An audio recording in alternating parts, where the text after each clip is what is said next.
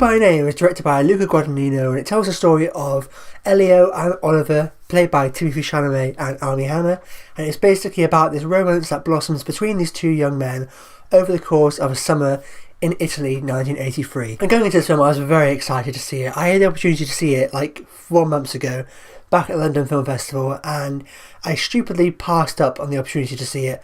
I don't know why. I considered seeing it, but there was just so many other films I already had tickets to, and I didn't have the time and the money to see everything, so I passed on the opportunity to see it, and then I also missed it when it came out in cinemas, and I was so annoyed because I really wanted to check this film out. But luckily, the cinema chain where I live got the film back for like this last chance screening ahead of the Oscars, so I raced out to see it, got a ticket as soon as I could, and I managed to see this film. I finally got the chance to see this movie, and all I have to say is I think the wait was most definitely worth it. And the reason why I was kind of trepidatious about seeing this movie at first was because I just didn't know if it was going to be my kind of film. I just wasn't sure whether it was going to be the kind of film that I would really like. But coming out, I was just kind of left speechless after seeing this movie, and I really loved it a whole lot more than I thought it was going to, because like I said, I didn't know if it was going to be my kind of film. I didn't know if it was going to be the right type of film for me, the kind of film that I would really like and I would really gravitate towards. But I just thought this was a beautiful film, and I was just so much more invested and so much more engaged and so much more immersed than I thought I was going to, because this film is just so beautiful from a visual standpoint. It is stunningly directed, gorgeously shot, and it's just one of those movies that just from a visual standpoint alone, you know, you could just be watching it on mute and you'd just be sucked into it, because it just looks so stunning, shot in Italy, and it just has this lush, sun-kissed kind of feel to it. You can almost like smell the scent coming from the frames in this film. It just got such a gorgeous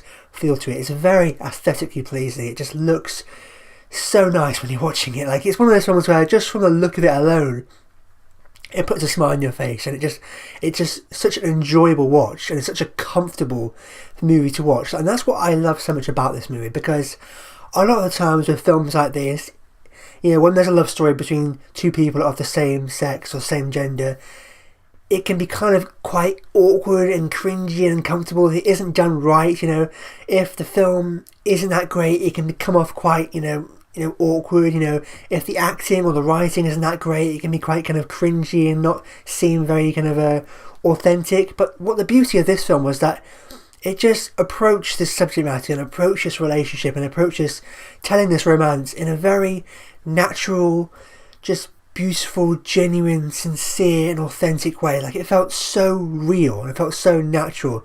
It might have been awkward for the actors to film certain scenes, perhaps. I know Armie said that some of the scenes were slightly awkward to film for him, but watch this movie, you would not be able to tell that, because it just felt so real, and you're so comfortable as an audience member watching this movie, because it's not like a lot of films like this where it's kind of quite uncomfortable to watch at times, and you can't really relax watching the movie because it is just so awkward.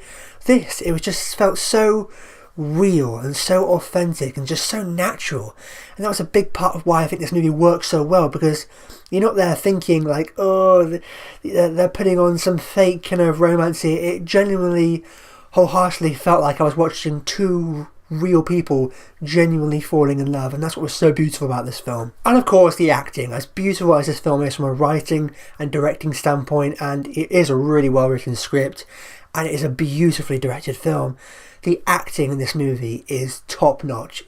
It's just on a whole nother level. I mean, Timothée Chalamet, if it was any other year and he was going up against anyone else, I think he would win the Oscar for Best Actor. I mean, he's very young and he's going up against the likes of Garrel and Daniel Day-Lewis, so I honestly don't think he has a chance, but he was extraordinary in this film. And Armie, I loved as well. Armie was really great. I'm a big fan of Armie. I've been a big defender of his. I've really liked him in all the movies he's been in. Even if he's not been in a great film, I've always liked Armie. And in this movie, he truly got the opportunity to shine and show how great of an actor he really is. And he kind of disappeared. I forgot I was watching Armie. But like I said, Timothée Chalamet, it's very much his movie.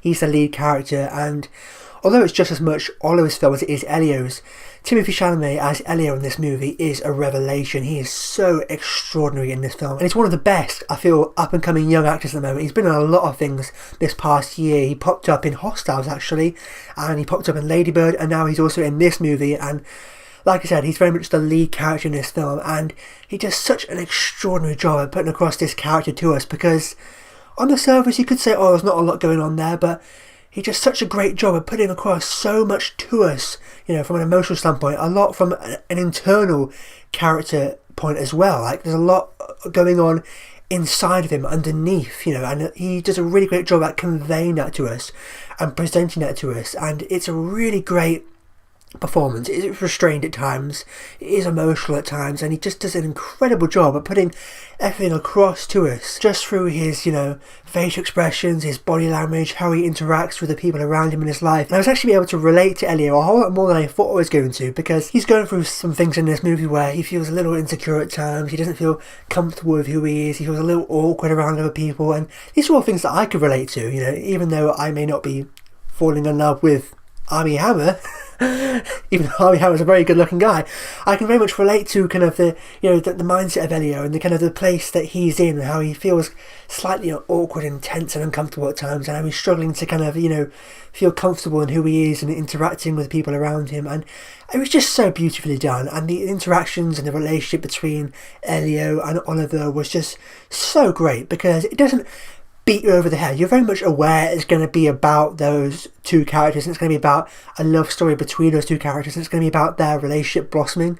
But if you didn't know that going in, you probably wouldn't realise at first. But the film does a spectacular job, both from a directing point of view and an acting point of view, and writing as well, where you may not realise at first, but gradually as the film progresses, there's like the first half of this film really is not really about them in love, but it is and it isn't, because they don't actually come together and don't have a physical relationship until more than half of the way into the movie. But the first half, it's still about their relationship, and it's still about their interactions and their back and forth, but it's a lot more subtle, it's a lot more understated, and there's like little things there you could pick up on, little mannerisms, little kind of looks, little glances, the interactions between the two, where you can slowly pick up as an audience member that they like each other and they're falling in love, and they've got something for each other there.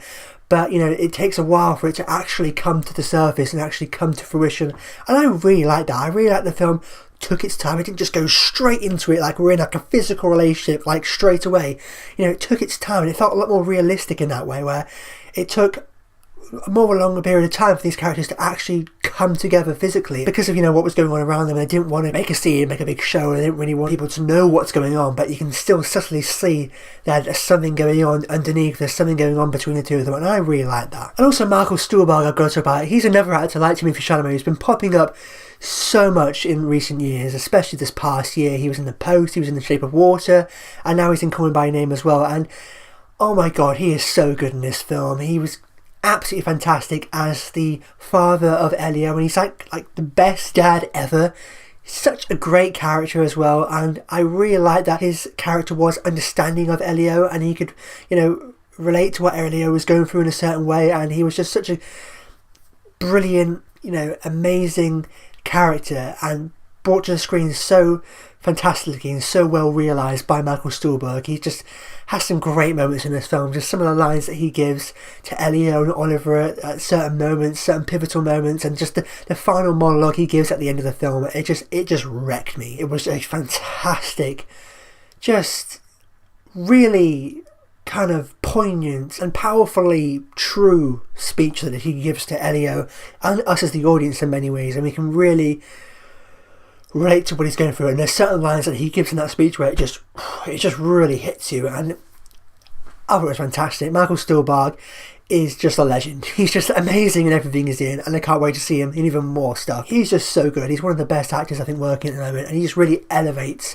the material that he's given. I mean, the writing's fantastic in this movie, but he just brings it to a whole nother level, and I just thought he was amazing in this film. And also I've got to talk about the music. The music in this film is just simply stunning. It's such beautiful music, and it really is a beautiful marriage between the music in this film with the visuals, with the mise-en-scene, with the locations. Everything just comes together in such a beautiful, harmonious, symphonic way, where it's almost like watching a moving painting at times. We've got the beautiful visuals, the spectacular performances by the actors, we've got the gorgeous music as well, and there's the particular song in this film, Mystery of Love, and I've just been addicted to this song. I think it first popped up in the trailer.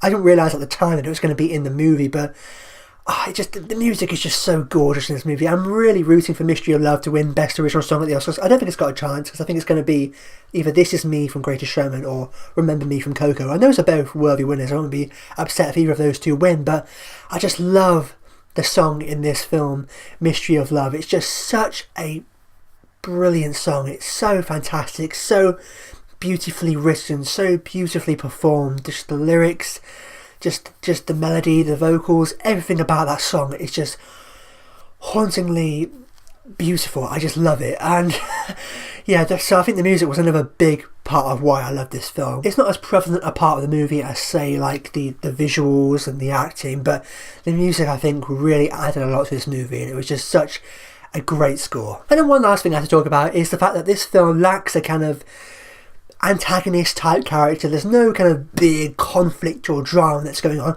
A lot of people, I think, have brought that up as a negative and saying that it needed more conflict and drama and tension to be more riveting and more dramatic in a certain regard. And I can see where they're coming from, and I thought I was going to feel the same. But after seeing the movie, I really don't feel that. I just don't think the movie needed that. And I'm pretty sure that the filmmakers, the people involved, purposely avoided those stereotypical, conventional movie-like tropes of there being some, antagonist character who's really against what they're doing, some big conflict and tension and drama that arises.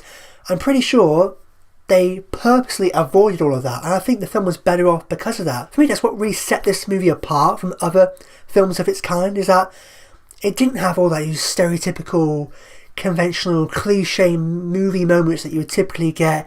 It didn't have, the stereotypical conflict and drama and tension between the characters. There is conflict in a way, but it's more internal conflict. They're more facing, what's going on inside of them, and whether they should come out, whether they should express their feelings towards one another. And that's what the movie was really about. It was about those two characters, and those two characters coming into their own as who they are as people and expressing their feelings towards one another. It didn't need any external conflict, any external drama coming in at them from any other external forces. It just didn't need that. And I just don't agree with people who say that the movie needed more conflict and drama to make it more tense and riveting. I just don't think it needed that. For me, that's what made this movie so refreshing, is because it didn't have that. A lot of films of this kind have all of that stuff. And Moonlight, that came out a year ago, I think Moonlight was a great film, and both Call Me By Your Name and Moonlight are great films in their own right. But they're also very different films, and Moonlight did have a lot of conflict, that character's facing a lot of conflict from the people around him in his life. But Moonlight and Call Me By Your Name are two very different films. Just because Call Me By Your Name didn't have what Moonlight had, I don't think that means that Call Me By Your Name was a bad film, because like I said, they're completely different films really. And Call Me By Your Name is more of a straight up romance. It's a love story, and I just found this movie so refreshing because it didn't have that conflict and that drama and that tension that you would expect a film like this to have. So I don't really agree with that criticism. I like the movie because of that. I think that was one of the positives, not one of the negatives. And maybe you could say that, I wish it had more conflict and more drama and more tension. And, maybe, but at the same time, I like that the movie didn't have that. I think it was so refreshing because of that. Overall, I'm going to give Call Me By Your Name a very well deserved 5 stars.